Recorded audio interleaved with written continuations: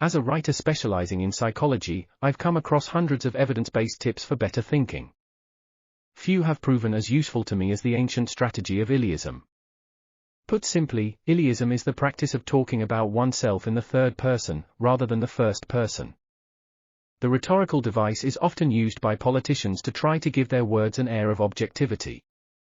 In his account of the Gallic War, for example, the Emperor Julius Caesar wrote, "Caesar avenged the public," rather than, "I avenged the public."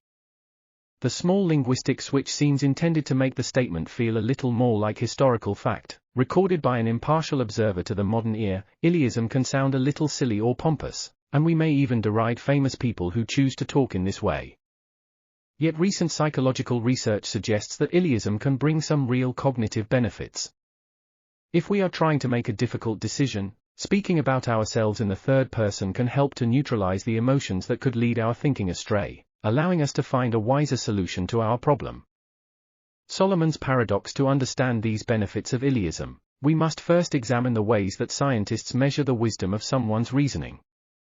The scientific study of wisdom has been spearheaded by Igor Grossman at the University of Waterloo in Canada.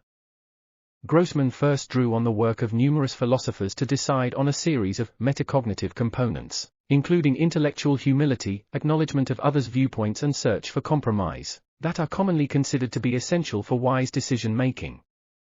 In one of his first studies, Grossman asked participants to think out loud about their responses to various dilemmas, such as personal problems posed to the Dear Abby, Agony Aunt column, while independent psychologists rated their spoken responses according to these criteria. Grossman found that these tests of wise reasoning were better than IQ tests at predicting people's overall life satisfaction, and the quality of their social relationships. This suggested the studies were capturing something unique about their reasoning skills. Grossman's later studies revealed that the wisdom of people's reasoning can depend on the context. In particular, he found that their wise reasoning scores tended to be much higher when considering other people's situations than their own personal dilemmas. Grossman called this Solomon's paradox, after the ancient biblical king, who was famous for advising others wisely, while making a series of disastrous personal decisions that ultimately left his kingdom in chaos. The problem seems to be that when making personal choices, we become too immersed in our emotions, which cloud our thinking and prevent us from putting our issues in perspective. If I have received negative feedback from a colleague, for example, my feeling of embarrassment might lead me to become overly self-defensive. I might therefore dismiss their opinions without consideration in the long term. How to be wise? Could Illeism resolve Solomon's paradox? The idea makes intuitive sense. By switching to the third person, our descriptions of the situation will start to sound as if we are talking about someone else rather than ourselves. This sense of detachment would allow us to see the bigger picture, rather than getting caught up in our own feelings. And that is exactly what Grossman found in a study with Ethan Cross at the University of Michigan in Ann Arbor. They showed that people employing Illeism to talk about their problems showed greater intellectual humility, capacity to recognize others' perspectives, and willingness to reach compromise, increasing their overall wise reasoning scores. The latest studies show that the regular use of Illeism can bring about lasting benefits to our thinking.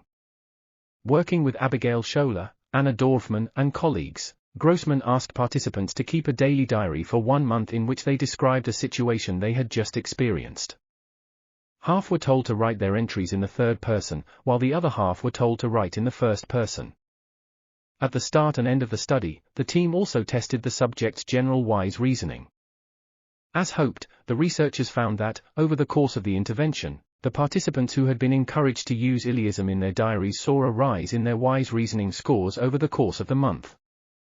By encouraging us to put our problems in perspective, the use of Illeism may also help us to have a more balanced response to daily stresses. People who had completed the diary in the third person reported more positive emotions after challenging events, rather than dwelling solely on the sadness, frustration, or disappointment. Based on these findings, I now apply Illeism to all decisions, small and big.